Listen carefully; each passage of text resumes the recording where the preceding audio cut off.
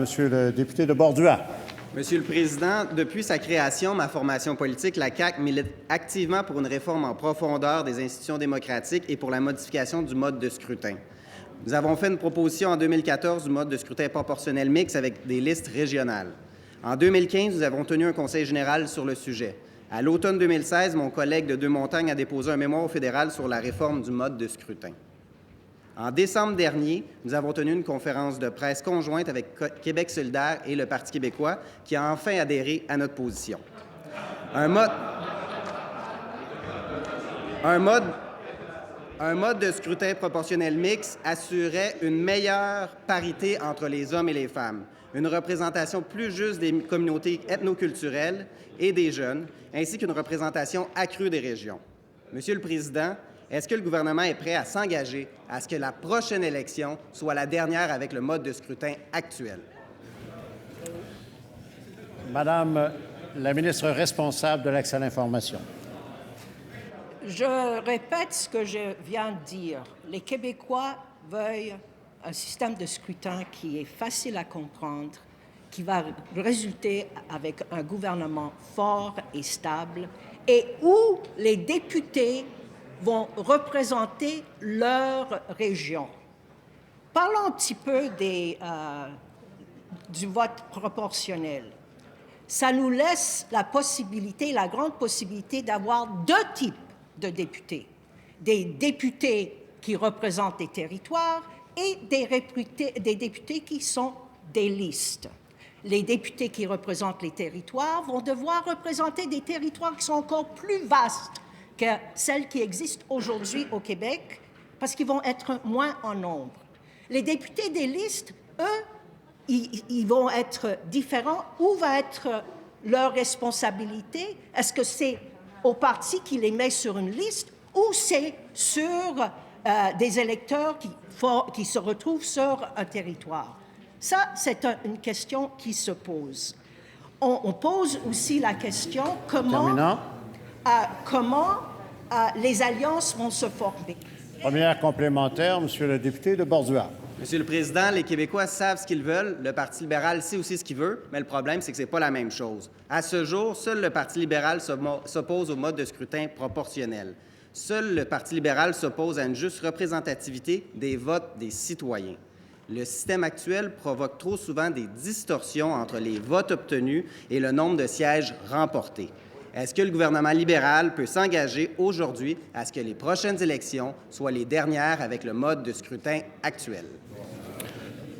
Madame la ministre responsable de l'accès à l'information. J'ai passé à travers tous les travaux qui ont été faits de 2001 à 2008. J'ai aussi dit que l'opposition officielle avait ça dans son programme de 1969. Ils l'ont retiré de leur programme en 2011-2012. Soudainement, quand ça devient, on veut flirter, se fiancer avec un autre parti de l'Assemblée nationale, on trouve ça intéressant de reparler de nouveaux modes de scrutin. Alors, nous, on a fait dans notre programme électoral, on a parlé d'assainissement des... Deuxième complémentaire, Monsieur le député de Bordua. Monsieur le Président, la ministre me parle du passé, moi je lui parle du futur. Qu'est-ce qu'elle va faire pour la prochaine élection?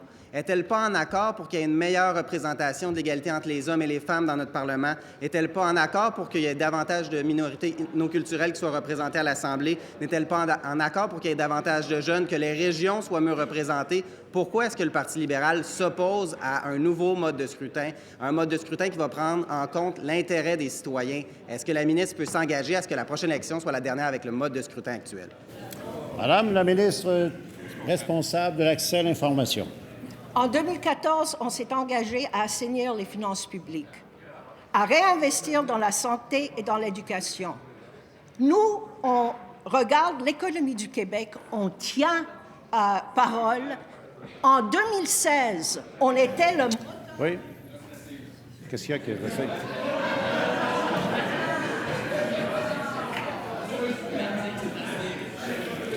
Monsieur, je voudrais vous entendre. L'article 79 j'ai attendu la troisième question. Mon collègue n'a posé une force simple, 3 fois la même chose. Est-ce que le ministre a le courage de dire oui ou non? Madame la ministre, s'il vous plaît, là. Ce n'est pas une question de règlement. Vous, quand même... Cela n'est pas une question de règlement. Fait qu'on... Nous n'argumenterons pas sur le sujet. Nous n'argumenterons pas sur le sujet. Ce n'était pas une question de règlement. Ça se souvient. Vous voilà encore rebâillonné.